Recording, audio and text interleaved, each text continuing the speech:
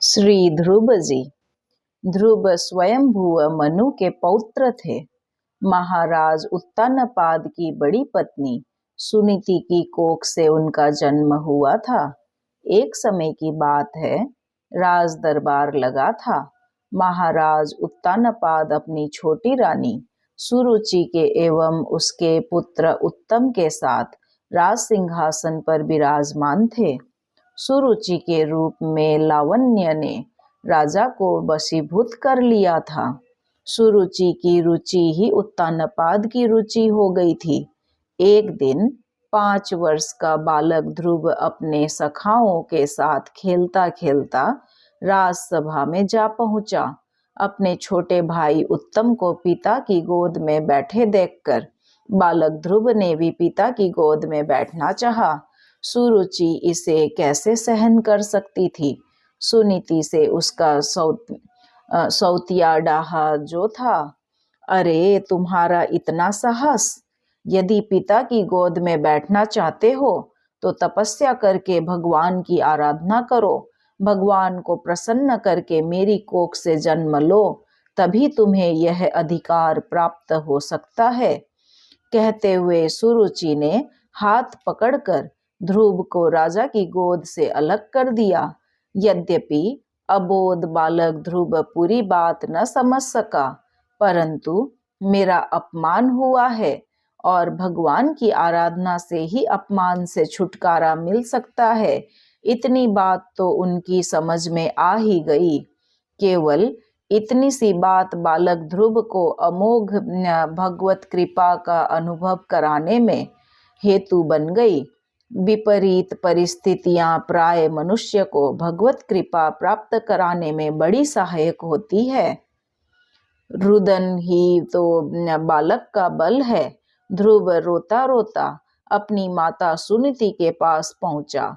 सुनीति ने उसकी पूरी बात सुनी और कहा, बेटा, सचमुच में अभागिनी हूँ। तुम्हारे पिता तुम्हारी छोटी माता सुरुचि के हाथ बिके हुए हैं। तुम्हारी अभिलाषा तो एक भगवान ही पूर्ण कर सकते हैं। भगवान विष्णु की आराधना से सब कुछ सुलभ है। ऐसी कोई वस्तु नहीं जो भगवान न दे सके। भगवान विष्णु सब कुछ दे सकते हैं। निर्मल हृदय ध्रुव के मन में यह बात घर कर गई। माँ, मुझे आज्ञा दो, मैं भगवान से मिलकर उन्हीं से सब कुछ प्राप्त करूंगा।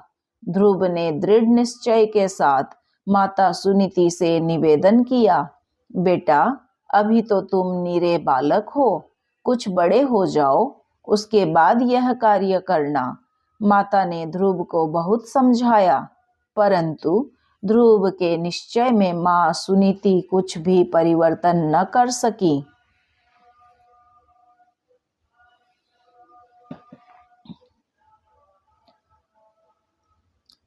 ध्रुव ने वन की राह ली।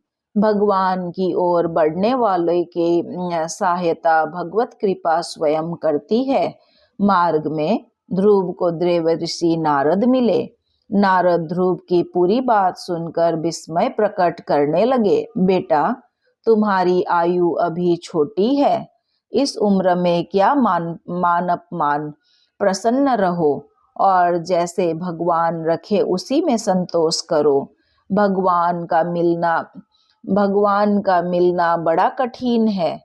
बड़े बड़े योगी मुनि दीर्घ काल तक तपस्या करके भी उनका दर्शन अनेक जन्मों के पश्चात कर पाते हैं। देव ऋषि की ये बातें सुनकर भी ध्रुव के निश्चय में कोई परिवर्तन नहीं हुआ। मुने, आप बड़े कृपालु हैं। आपने जो उपदेश दिया वह बहुत उत्तम है, परंतु मुझे तो भगवान शीघ्र मिल सके, आप ऐसा उपाय ही बताइए जिससे मैं दुर्लभ पद प्राप्त कर सकूं। दृढ़ निष्ठा और निश्चय के साथ ध्रुव ने देवऋषि के चरणों में नम्र निवेदन किया। ध्रुव के हृदय में भय और संशय का बिल्कुल स्थान नहीं था। देवऋषि का हृदय ध्रुव की निष्ठा देखकर पिघल गया। ध्रुव पर संत कृपा हुई। देव ऋषि ने उसे अमोघ आशीर्वाद दिया, बेटा तेरा कल्याण होगा। अब तुम श्री यमुना जी के तट स्थित मधुवन में चले जाओ।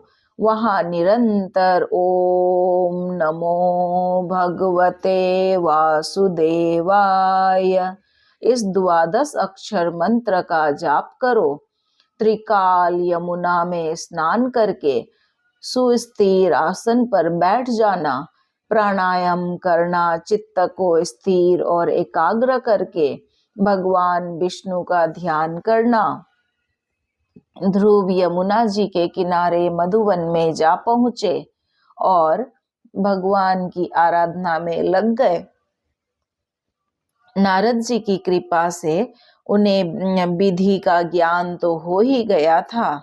दिन पर दिन भगवान की आराधना में लग गए। नारद जी की कृपा से उन्हें विधि का ज्ञान तो हो ही गया था। दिन पर दिन वे अपने व्रत को कठोर करने लगे। निर्भय निर्द्वंद उपासना चलने लगी। भगवान की कृपा पर उनका दृढ़ विश्वास था। मन, वाणी और शरीर तीनों से वे कृपा निधि भगवान के साथ एकाकार हो रहे थे। साधनों में भय और प्रलोभन रूपा बाधाओं का तांता लग जाता है। ध्रुव के सामने भी बड़ी भयंकर परिस्थितियां उत्पन्न हुई। उन्हें डराने के लिए बड़ी भयावनी राक्षसियां आई। माया ने माता सुनीति का रूप धारण कर ध्रुव के सन्मुख प्रकट हो ममता का जाल डालना चाहा। ध्रुव को एकमात्र भगवत कृपा का आश्रय था। उन्होंने उसकी बातें सुन करके भी अनसुनी कर दी। वे प्रभु के ध्यान में मग्न रहे। इतने में वहां मारो पकड़ो खा डालो चिल्लाते हुए भयंकर राक्षस प्रकट हो गए। माता सुनीति का रूप धारण करके आई माया का आर्तनाद सुनकर भी ध्रुव अपनी तपस्या में अटल ही रहे। किसी भी तरह के विघ्न उनकी साधन में बाधा न डाल सके। उनकी कठोर तपस्या 6 महीने पूरे हो जा रहे थे।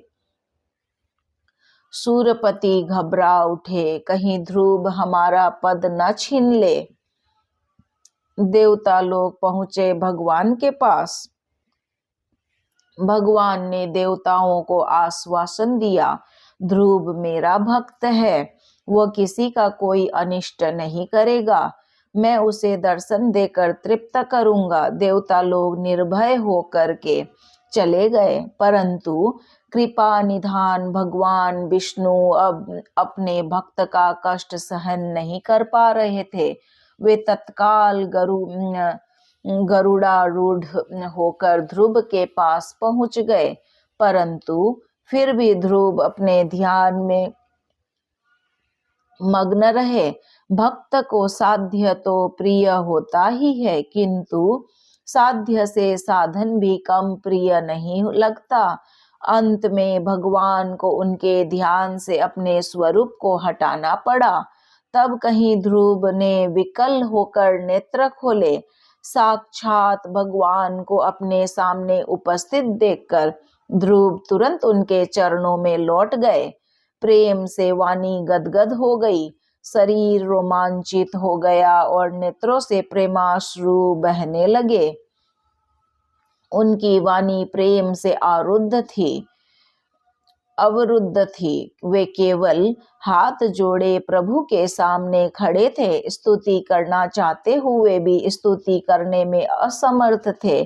करुणालय भगवान श्री हरि ने अपना वेदमय शंख ध्रुव के कपोल से स्पर्श करा दिया। शंख का स्पर्श होते ही ध्रुव को दिव्य वाणी प्राप्त हो गई।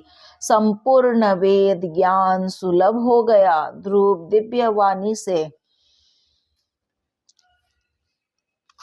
भगवान की स्तुति करने लगे। सत्यासीवो हि भगवंस्तव पाद पद्म मासीस्तथानु भजतः पुरुषार्थमूर्तेः अप्येव मर्य भगवान् परिपाति दीनान् वाश्रयेव वत्सकमनुग्रह कातरोस्मान्। भगवान, आप परमानंद मूर्ति हैं। जो लोग ऐसा समझकर निष्काम भाव से आपका निरंतर भजन करते हैं, उनके लिए राज्य आदि भोगों की अपेक्षा आपके चरण कमलों की प्राप्ति ही भजन का सच्चा फल है। स्वामिन, यद्यपि बात ऐसी ही है तो भी गौ जैसे तुरंत जन्मे हुए बछड़े को दूध पिलाती और व्याघ्र आदि से बचाती रहती है, उसी प्रकार आप भी भक्तों पर कृपा करने के लिए निरंतर आतुर रहने के कारण हम जैसे सकाम जीवों का भी कामना पूर्ण करके संसार भय से उनकी रक्षा करते हैं। प्रभु, आपकी कृपा का क्या कहना। बड़े बड़े ऋषियों और मुनियों को भी जिस रूप के दर्शन नहीं होते, आपने उस दिव्य स्वरूप का दर्शन मुझे 6 मास के अल्प समय में ही दे दिया। अब मैं कृतार्थ हो गया। आपकी विलक्षण कृपा प्राप्त करके अब मेरे चित्त में कोई कामना नहीं है। मुझे केवल आपके सानिध्य की ही इच्छा है। बेटा ध्रुव, तुम्हारे मन में अब कोई कामना नहीं है, परंतु मेरी आज्ञा का तुम्हें पालन करना ही होगा।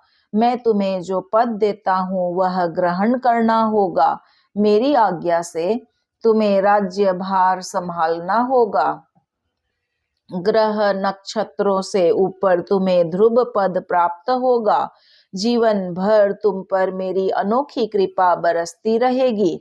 कल्प के अंत में तुम मेरे पास ही आओगे, जहां से तुम्हें फिर लौटना नहीं पड़ेगा। कृपालु श्री हरि ने ध्रुव को कृपामय आदेश दिया। भगवान श्री हरि के विरह का संताप लेकर राज्य की कामना न होते हुए भी प्रभु के आदेश अनुसार ध्रुव वन से लौट आए। पिता सहित सभी राजपुरुषों एवं सौतेली माँ ने उनका अभिनंदन कर आशीर्वाद दिया।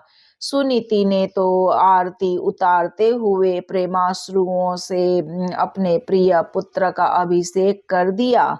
युवा अवस्था में ध्रुव ने अपने माता पिता की आज्ञा से गृहस्थ आश्रम में प्रवेश किया।